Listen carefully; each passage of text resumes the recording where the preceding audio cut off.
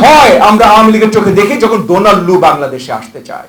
এই যে ডোনাল্ড লু আসছে, তাদের সাথে আলোচনা করবে, কি করবে, এত ভয় কেন?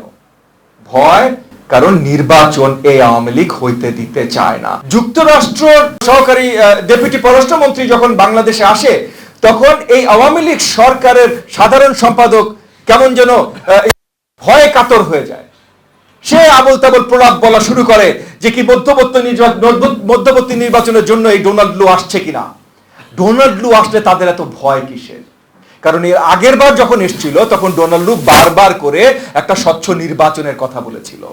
আর স্বচ্ছ নির্বাচন আওয়ামী লীগের জন্য সবচেয়ে বড় ভয়ের জিনিস। আওয়ামী লীগ কোন জিনিসে সবচেয়ে বেশি ভয় পায়? স্বচ্ছ নির্বাচন। তার মানে আওয়ামী লীগ সবচেয়ে বেশি ভয় পায় এই দেশের জনগণকে। স্বচ্ছ নির্বাচন হলে জনগণের হাতে ক্ষমতা যাবে, এইটা আওয়ামী লীগ ভয় পায়। এবং এই ভয় আমরা আওয়ামী লীগের চোখে দেখি যখন ডোনাল্ড লু বাংলাদেশে আসতে চায়। এই যে ডোনাল্ড লু আসছে, তাদের সাথে আলোচনা করবে, কি করবে, এত ভয় কেন? ভয় কারণ নির্বাচন এই আওয়ামী লীগ হইতে দিতে চায় না। এবং নির্বাচন যেন আমরা সঠিকভাবে আন্দোলন করে নিতে না পারি, যদিও আমরা করে যাচ্ছি, আমরা সকলে আন্দোলন করে যাচ্ছি, অনেক দিন ধরে করে যাচ্ছি। আজকে এই টেবিলে যারা উপস্থিত আছেন, প্রত্যেক রাজনৈতিক নেতা, প্রত্যেকটা দল, এবং আজকে যারা উপস্থিত থাকতে পারেন নাই, যেমন বিএনপি বাংলাদেশ জাতীয়তাবাদী দল, খেলাফত মজলিস বাংলাদেশ, আপনার জমিয়তে ইসলামী, জমিয়তে উলামা ইসলাম বাংলাদেশ, তারা যারা আজকে উপস্থিত থাকতে পারে নাই, তারাও সবাই এই আন্দোলনের সাথে কমপ্লিটলি সম্পৃক্ত আছেন। তবে এই আন্দোলন যেন বাস্তবায়ন ঠিকভাবে না হয়, তার জন্য সরকার সারাক্ষণ প্রচেষ্টা চালিয়ে যাচ্ছে যে এই দেশে যে মুসলিম শক্তি, এই দেশে যে দ্বীনি শক্তি, এই শক্তি যেন একত্রিত হইতে না পারে। প্রত্যেকটা দলের ভিতরে ভেদাভেদ সৃষ্টি করার জন্য যত কিছু করা সম্ভব এই আওয়ামী লীগ করে যাচ্ছে। এইখানে আসলে আজকে স্টেজে এই জাতীয় নেতৃবৃন্দরা যে মূল্যবান বক্তব্য রেখেছেন যে সবচেয়ে বেশি দরকার আমাদের একত্রিত হওয়া। এখানে একত্রিত হওয়া কি আদলে? এই নোংরা আওয়ামী লীগ সরকারকে, অগণতান্ত্রিক আওয়ামী লীগ সরকারকে, এই মোদি বাহিনীর চামচা আওয়ামী লীগ সরকারকে ক্ষমতা থেকে সরানোর আন্দোলনে। এই ক্ষমতা থেকে সরানোর পর আমরা কি করব? ক্ষমতা থেকে সরানোর পর আমাদের আসলে সঠিক গণতন্ত্র প্রতিষ্ঠা করতে হবে। প্রত্যেকটা আন্দোলন জনগণের জন্য আন্দোলন, অন্য কোনো কিছুর আন্দোলন না।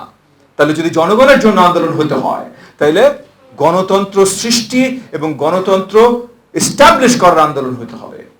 একই সাথে আজকে স্টেজে মঞ্জু ভাই একটা কথা বলেছেন, দরকার হলে আমরা সবাই আমাদের দলের পরিচিতি বাদ দিয়ে দেই, দরকার হলে আমরা সবাই আমাদের দলের পরিচিতি বাদ দিয়ে দিই, একসাথে আন্দোলনে নামি। আমি তার সাথে একমত। শুধু একটা জায়গায় বলবো, পরিচিতি বাদ দেওয়ার তো কিছু নাই ভাই। একসাথে যুদ্ধ করার জন্য আমার নিজের নাম তো ভুলে যেতে হবে না, নিজের নাম ভুলার দরকার নাই। যুদ্ধ চলেন হাতে হাত ধরে একসাথে করি। আমরা এই যে আজকে উপস্থিত হয়েছি, আমরা আজকে আলোচনা করেছি এবং আমরা সবাই একমত যে জাতীয় নির্বাচন যেমন প্রহসনের নির্বাচন ছিল, এই উপজেলা লোকাল নির্বাচন ওই একই প্রহসনের নির্বাচন, এই আওয়ামী লীগের দ্বারা কোনো নির্বাচন হবে না। তবে আমরা শুধু কথা বলেও নির্বাচন ঠেকাতে পারবো না। নির্বাচন থামাতে হলে, এই আওয়ামী লীগ সরকারের পতন ঘটাতে হলে আমাদের একত্রিত কাজ করতে হবে। এবং এইখানে মঞ্জু ভাই সুন্দর একটা কথা বলেছেন যে 1 বছরের দরকার হলে চলেন আমরা সবাই মিলে পরিকল্পনা নেই। এবং আমি শুধু বিএনপিকে আহ্বান জানাবো না, বিএনপিকেও আহ্বান জানাচ্ছি মঞ্জু ভাইয়ের সাথে, কিন্তু শুধু বিএনপিকে আহ্বান জানাবো না, আমি আজকে যারা আছেন সবাইকে আহ্বান জানাই। বাংলাদেশ জামাতে ইসলাম, বাংলাদেশ ইসলামী আন্দোলন, খেলাফত মজলিস বাংলাদেশ, এবি পার্টি, গণ অধিকার পরিষদ, নেজামি ইসলাম, জাকপা, সবাইকে আহ্বান জানাই, ভাই চলেন আমরা সবাই মিলে 1 বছরের প্ল্যান করি। যে আসবে আসবে, যে আসবে না, দরকার তো সবার একটাই ভাই, এই আওয়ামী লীগ সরকারের পতন, গণতন্ত্রের এবং জনগণের অধিকার সৃষ্টি। তাহলে চলেন সবাই আমরা একসাথে পথ চলা শুরু করি। কারণ সরকারি দল আজকে প্রমাণিত, এটা নিয়ে নতুন করে আর আলোচনার দরকার নেই, এবং পুরনো প্রমাণিত যে সরকারি দল কিভাবে এই দেশে ক্ষমতা লুট করেছে। তারা ব্যাংক লুট করছে, সবকিছু লুট করছে, বাট আসল লুটটা তারা করেছে ক্ষমতার লুট।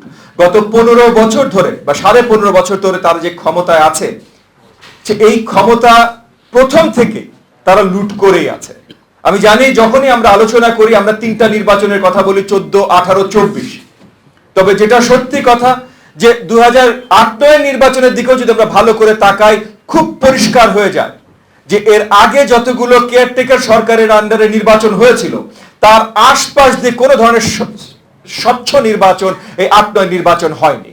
সো আমি বলবো যে গত যত বছর ধরে আওয়ামী লীগ একটানা ক্ষমতায় আছে পুরোটাই তারা স্বচ্ছ নির্বাচনের মাধ্যমে নাই, আর গত ৩ বার কোনো নির্বাচনই দেয় নাই।